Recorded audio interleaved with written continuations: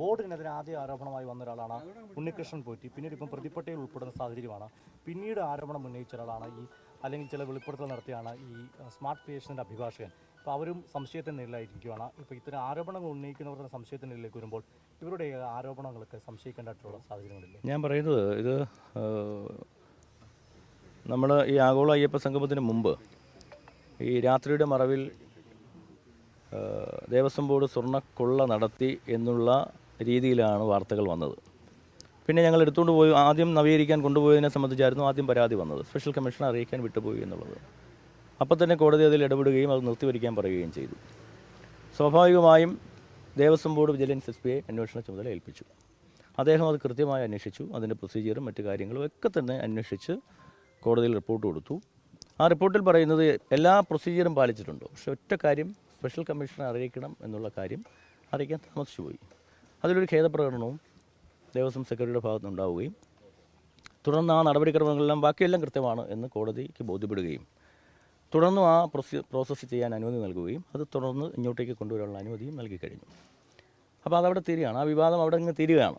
പിന്നെ എപ്പോഴത് തുടങ്ങുന്നത്? ആഗോള അയ്യപ്പ സംഗമത്തിന് ഏതാണ്ട് 4 ദിവസം മുമ്പ്, 3 ദിവസം മുമ്പ് ഈ ഉണ്ണികൃഷ്ണൻ പോറ്റി എന്ന് പറയുന്ന വ്യക്തി ഒരു ആരോപണം ഉന്നയിക്കുമ്പോഴാണ്. അദ്ദേഹം പറഞ്ഞു സ്വർണ്ണപീഠം അവിടെ സമർപ്പിച്ചിരുന്നു, 2021 നിന്ന് സമർപ്പിച്ചിരുന്നു. അത് കാണാനുണ്ടോ, അതുണ്ടോ ഇല്ലയോ എന്ന് ചോദിച്ചാണ് ഈ അന്വേഷണം തുടങ്ങുന്നത്, ആരോപണം ഉന്നയിക്കുന്നത്. അപ്പോൾ സ്വാഭാവികമായും കോടതി വീണ്ടും ഇടപെടുന്നു. വലിയ വാർത്ത വരുന്നു. വലിയ വാർത്ത എന്ന് വെച്ചാൽ ഫ്രണ്ട് ന്യൂസാണ്. അന്നൊക്കെ ഞാൻ ഉൾപ്പെടെയുള്ളവർ സംശയത്തിൻ്റെ നിലയിലാണ്. അപ്പോൾ സ്വാഭാവികമായും കോടതി വീണ്ടും പറയുന്നു, ഞങ്ങളുടെ എസ് പിയെ തന്നെ ഏൽപ്പിക്കുന്നു. എസ് പി ആ അന്വേഷണത്തിൻ്റെ ഭാഗമായിട്ടാണ് ഇപ്പോൾ നിലവിലുണ്ടായിരുന്ന ഉദ്യോഗസ്ഥർ ഇതുമായി ബന്ധപ്പെട്ട മുഴുവൻ രേഖകളും ഇപ്പോഴത്തെ ഉദ്യോഗസ്ഥരാണ് കോടതിക്ക് മുന്നിൽ സമർപ്പിക്കുന്നത്. അപ്പോഴാണ് ഈ വ്യത്യാസവും തൂക്ക വ്യത്യാസവും ഒക്കെ പുറത്തു വരുന്നതും ഇതിൻ്റെ വലിയ വിശാലമായ അന്വേഷണത്തിലേക്ക് പോകാൻ കഴിയുന്നതും. അപ്പോൾ ഞാൻ പറഞ്ഞു വന്നത്, അപ്പോൾ അതുകൊണ്ട് തന്നെ ആ ഒരു അന്വേഷണമാണ്, അതിൻ്റെ ഭാഗമായിട്ടാണ് ഇത്തരം കാര്യങ്ങൾ നടക്കുന്നത്. അപ്പോൾ സ്വാഭാവികമായും ആ 2 ദിവസം കഴിഞ്ഞപ്പോൾ ഇദ്ദേഹത്തിൻ്റെ വീട്ടിൽ നിന്ന് തന്നെ കിട്ടുകയാണ്. അങ്ങനൊരു പീഠം അദ്ദേഹത്തിൻ്റെ വീട്ടിൽ നിന്ന് തന്നെ കിട്ടുകയാണ്. അപ്പോൾ അത് മനഃപൂർവ്വം ആ പീഠം വീട്ടിൽ ഒളിപ്പിച്ച് വെച്ചിട്ട് ഞങ്ങൾക്കെതിരെ ആരോപണം ഉന്നയിക്കുകയായിരുന്നു. നമ്മുടെ അന്വേഷണ ഉദ്യോഗസ്ഥൻ എന്താ ചെയ്തത്? അദ്ദേഹം ഇവിടെ വന്നു, അദ്ദേഹം റെസിപ്റ്റ് പരിശോധിക്കുന്നു, മഹസർ പരിശോധിക്കുന്നു, പൂർണ്ണമായ ഏതെങ്കിലും സ്റ്റോർ റൂമിൽ, അത് ഇവിടുത്തെ ലോക്കറിലുണ്ടോ, സന്നിധാനത്തെ ലോക്കറിലുണ്ടോ, അല്ലെങ്കിൽ ആറന്മുളത്തെ സ്ട്രോങ് റൂമിലുണ്ടോ ഒക്കെ പരിശോധിച്ചിട്ടും മഹസറും ഇല്ല, റെസിപ്റ്റും ഇല്ല. ഇതും നമുക്ക് കണ്ടെത്താനും കഴിഞ്ഞില്ല. അപ്പോഴാണ് ആര് വിളിക്കുന്നത്? ഇദ്ദേഹത്തിൻ്റെ സഹായി വിളിക്കുന്നത്. ഇങ്ങനൊരു കാര്യമുണ്ട്, എൻ്റെ വീട്ടിലുണ്ടായിരുന്നു, അത് ഞാൻ ഇതാണോ എന്നറിയില്ല, ഈ വാർത്തകളിൽ വരുന്ന ഇതാണോ എന്നറിയില്ല, ഞാനിത് ഉണ്ണികൃഷ്ണൻ പോറ്റിയുടെ കൈവശം ഏൽപ്പിച്ചിട്ടുണ്ട്, ഞങ്ങൾ 2 പേരും കൂടി കൊണ്ട് ഉണ്ണികൃഷ്ണൻ പോറ്റിയുടെ സഹോദരിയുടെ വീട്ടിൽ വച്ചിട്ടുണ്ട്. അങ്ങനെ എസ് പി പോകുന്നു, കണ്ടെത്തുന്നു. നിങ്ങൾ ആലോചിച്ച് നോക്കൂ, ഇത് കണ്ടെത്തിയിരുന്നില്ലായിരുന്നെങ്കിൽ എന്തായിരുന്നു അവസ്ഥ? ഞങ്ങളൊക്കെ പ്രതിക്കൂട്ടിൽ നിൽക്കില്ലായിരുന്നോ? സ്വർണ്ണക്കള്ളൻ ഈ ആരോപണവും ഏറ്റെടുത്തുകൊണ്ടാണല്ലോ ബഹുമാനായ പ്രതിപക്ഷ നേതാവ് സത്യത്തിൽ സ്വർണ്ണക്കള്ളൻ എന്ന ആക്ഷേപവുമായി വരുന്നത്. സത്യത്തിൽ മറ്റൊരാൾക്കും ഇല്ലാത്തൊരാക്ഷേപമായിരുന്നു. ഇവിടുത്തെ BJP നേതാക്കൾ പോലും അത്ര കണ്ട് ആക്രോശിച്ചില്ല. പക്ഷെ പ്രതിപക്ഷ നേതാവ് ഇത് സ്വർണ്ണക്കള്ളനാണ്, ദേവസ്വം ബോർഡ് ഇത് അടിച്ചുകൊണ്ട് പോയി, ദേവസ്വം ബോർഡ് പ്രസിഡന്റ് ഇത് അടിച്ചുകൊണ്ട് പോയി എന്ന മട്ടിൽ വാർത്തയുമായി വരുന്നത്.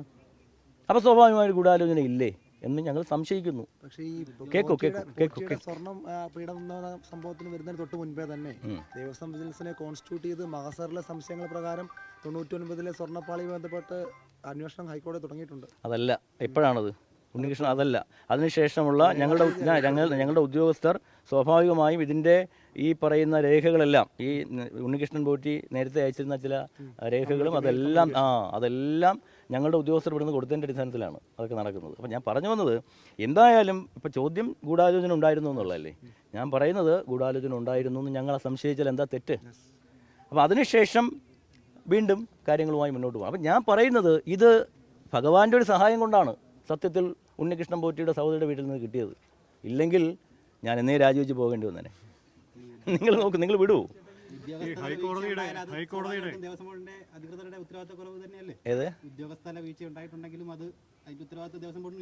അത് ഞങ്ങളതിൻ്റെ ധാർമ്മിക ഉത്തരവാദിത്വം ഒന്നും ഒഴിയുന്നില്ലല്ലോ. അന്നത്തെ ദേവസ്വം ബോർഡിൻ്റെ ധാർമ്മിക ഉത്തരവാദിത്വം നമ്മളൊന്നും ഒഴിയുന്നില്ലല്ലോ. സ്വാഭാവികമായും ഉദ്യോഗസ്ഥർ ചെയ്യുമ്പോൾ ഓരോ പ്രവൃത്തിയും അതിൻ്റെ ധാർമ്മിക ഉത്തരവാദിത്വം വന്നുവിടുന്നത് ബോർഡിൻ്റെ ചുമലിലാണ്, അത് ശരിയാണ്. പക്ഷേ എങ്കിൽ പോലും അന്നത്തെ ഉദ്യോഗസ്ഥരുടെ ഭാഗത്തുനിന്ന് അക്ഷന്തവ്യമായ ഒരു അപരാധം ഉണ്ടായിട്ടുണ്ട് എന്ന കാര്യത്തിൽ തർക്കമില്ല. കാരണം ഞാനത് പറയാൻ കാരണം, ഒന്ന് ചെമ്പ് പാളിയിൽ സ്വർണം പൂശിയത്, ഒരു സ്വർണം പൂശിയ ചെമ്പ് സാധനത്തെ ചെമ്പെന്ന് എഴുതി രേഖപ്പെടുത്തി. രണ്ടാമത് 2019 ബോർഡ് തീരുമാനിക്കുന്നത് എന്താ? സത്യത്തിൽ ഇന്നലെ ബോർഡിൻ്റെ ഒരു കാര്യവും കൂടി ഈ റിപ്പോർട്ടിൽ പുറത്തു വന്നിരിക്കുകയാണ്. ബോർഡ് എന്താ തീരുമാനിച്ചത്?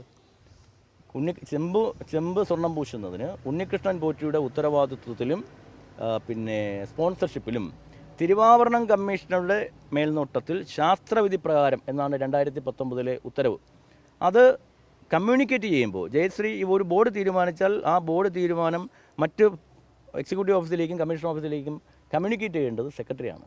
സെക്രട്ടറി കമ്മ്യൂണിക്കേറ്റ് ചെയ്തപ്പോൾ ഉണ്ണികൃഷ്ണൻ പോറ്റിയുടെ കയ്യിൽ കൈമാറാം എന്നായി മാറി. അതാണ് ഇപ്പോൾ ജയശ്രീയുടെ ഭാഗത്ത് വന്നിരിക്കുന്ന വീഴ്ച. അന്നത്തെ സെക്രട്ടറിയാണ് ജയശ്രീയുടെ ഭാഗത്ത് വന്നിരിക്കുന്ന വീഴ്ച. അതുപോലെ ഓരോ ഉദ്യോഗസ്ഥൻ്റെയും ഈ റിപ്പോർട്ടിൽ ഓരോ ഉദ്യോഗസ്ഥൻ്റെയും വീഴ്ചകൾ അക്കമിട്ട് നിരത്തിയിട്ടുണ്ട്. അങ്ങനെ ഒരു 9 പ്രധാനമായും ഉള്ളത് മുരാരി ബാബു, നമ്മുടെ ജയശ്രീ സെക്രട്ടറി, അന്നത്തെ എക്സിക്യൂട്ടീവ് ഓഫീസർ സുധീഷ്, അന്നത്തെ AO ശ്രീകുമാർ, അന്നത്തെ തിരുവാഭരണ കമ്മീഷണർ KS ബൈജുവിൻ്റെ ഭാഗത്ത് അക്ഷന്തവ്യ അപരാധം ഉണ്ടായിട്ടുണ്ട്. അതുപോലെ തന്നെ അതിനുശേഷം വന്ന തിരുവാഭരണം കമ്മീഷണർ അദ്ദേഹം ഇവിടുന്ന് ചെന്നൈയിലേക്ക് കൊണ്ടുപോകുമ്പോൾ അദ്ദേഹമായിരുന്നു. പക്ഷേ അദ്ദേഹം അവിടെ പോയി ഇത് അദ്ദേഹത്തിന് ബോധ്യപ്പെട്ടു, ഇത് 38 കിലോയേ ഉള്ളൂ, ഇതിൽ സ്വർണ്ണത്തിൻ്റെ പ്രശ്നമുണ്ട് എന്നും സ്വർണ്ണത്തിൻ്റെ അപഹരണം നടന്നിട്ടുണ്ട് എന്ന് അദ്ദേഹത്തിന് ബോധ്യപ്പെട്ടിട്ടും അദ്ദേഹം വീണ്ടും ഉണ്ണികൃഷ്ണൻ പോറ്റിലേക്ക് കൊടുത്തുവിടുകയാണ്. എന്നിട്ട് ഇവിടെ വന്നിട്ടും അദ്ദേഹം ബോർഡിൽ റിപ്പോർട്ട് ചെയ്തില്ല. അപ്പോൾ അതാണ് രേഖകളിൽ കാണുന്നത്. അപ്പോൾ അങ്ങനെ അക്ഷന്തവ്യമായ ഉദ്യോഗസ്ഥർക്കുണ്ടായ തെറ്റുകുറ്റങ്ങൾ കൃത്യമായും ഈ ഈ വിജിലൻസ് റിപ്പോർട്ടിൽ പറഞ്ഞിട്ടുണ്ട്. അതനുസരിച്ച് ബോർഡ് ചർച്ച ചെയ്ത് വിശദമായി തീരുമാനമെടുക്കും.